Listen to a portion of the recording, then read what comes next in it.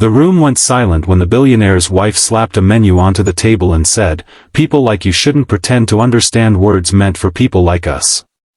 The waitress stood frozen beside the table, holding a silver tray so tightly her knuckles had turned white. Then she looked down at the menu. And quietly replied, "You're right about one thing, ma'am.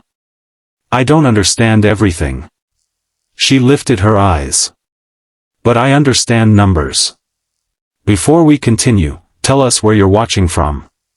And if you enjoy stories filled with secrets, unexpected justice, and moments that change everything, stay with us, because this one is worth hearing." The restaurant was called Belmont, one of the most expensive restaurants in Chicago. Politicians dined there. Actors rented the private rooms for birthdays. CEOs spent more on dinner than some families earned in a month.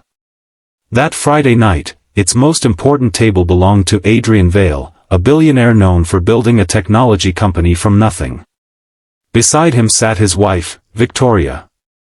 Victoria wore a diamond necklace that caught the candlelight every time she moved. She had spent most of dinner correcting the staff, complaining about the temperature, and reminding everyone within earshot that her husband owned 3 hotels. The waitress serving them was 23-year-old Elena Morales. Elena was quiet, professional, and unusually observant. She had grown up in a small apartment with her mother and younger brother. She had left school at 17 when her mother became sick, taking whatever jobs she could find. She had never gone to college. But she had spent years teaching herself accounting from borrowed books because she dreamed of becoming a financial analyst someday. That evening, Victoria pointed to the menu. "This wine," she said. "It says $12,000. Elena nodded. "Yes, ma'am." Victoria laughed. "Do you even know what you're serving?" Elena hesitated. "I know the vintage, the region, and the price." Victoria leaned toward her husband. "Adrian, did you hear that? She memorized 3 words and thinks she's educated." A few people at nearby tables looked over. Elena lowered her eyes.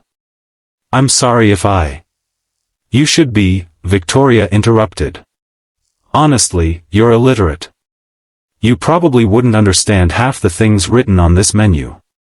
The words landed harder than Victoria seemed to realize. Elena swallowed. Then Adrian spoke. "Victoria." His voice was calm, but firm. She shrugged. "What? I'm only telling the truth." Elena picked up the menu. "Would you like anything else?" Victoria smirked. "Yes. Bring us the dessert menu.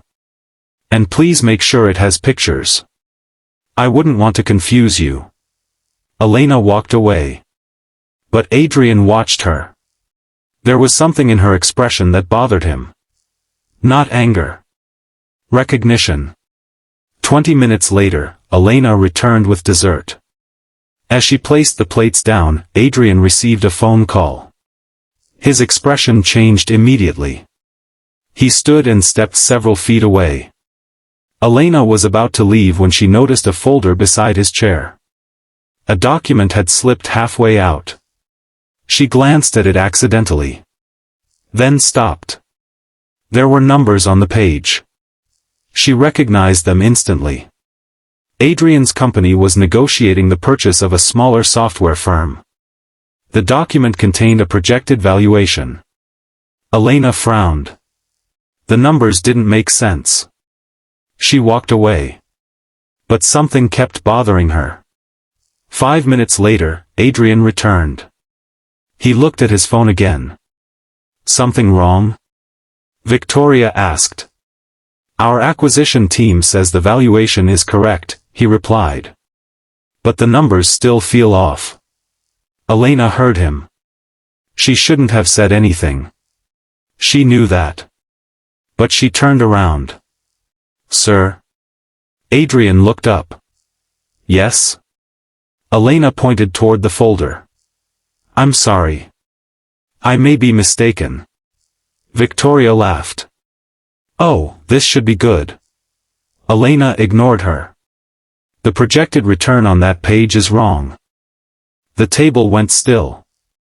Adrian opened the folder. What did you say? Elena stepped closer. You're calculating the tax benefit twice. Victoria stared at her. Excuse me? Elena picked up a pen. She hesitated. May I? Adrian handed it to her. She turned the document over and began writing. Here, she said. You included the deduction in the operating projection, then included it again in the final cash flow. Adrian stared at the page. Elena continued. That makes the company appear more profitable than it actually is. Victoria's smile disappeared. Adrian grabbed his phone. Call Daniel. His chief financial officer answered within seconds. Adrian put the call on speaker. Daniel, check the tax adjustment in the acquisition model. There was a pause. Then Daniel said, why? Just check it. Another pause. Then his voice changed. Adrian. What? You're right.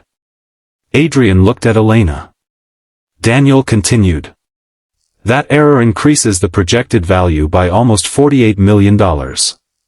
Nobody at the table moved. Victoria slowly turned toward Elena. The same woman she had called illiterate was standing there holding a restaurant pen. Adrian looked genuinely stunned. Where did you learn this? Elena looked down. I taught myself. Why?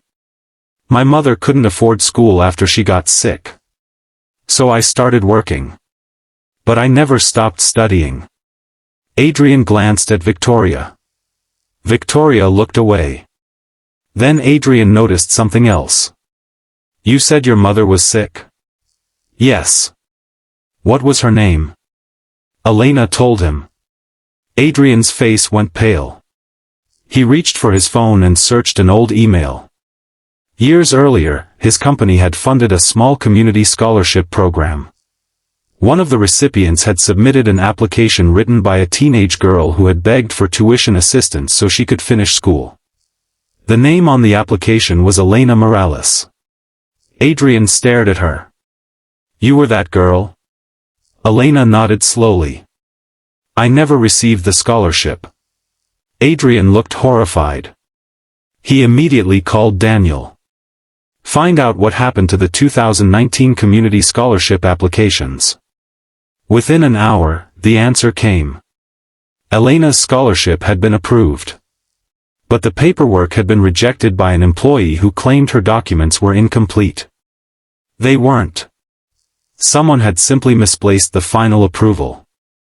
Elena had never known she had been accepted.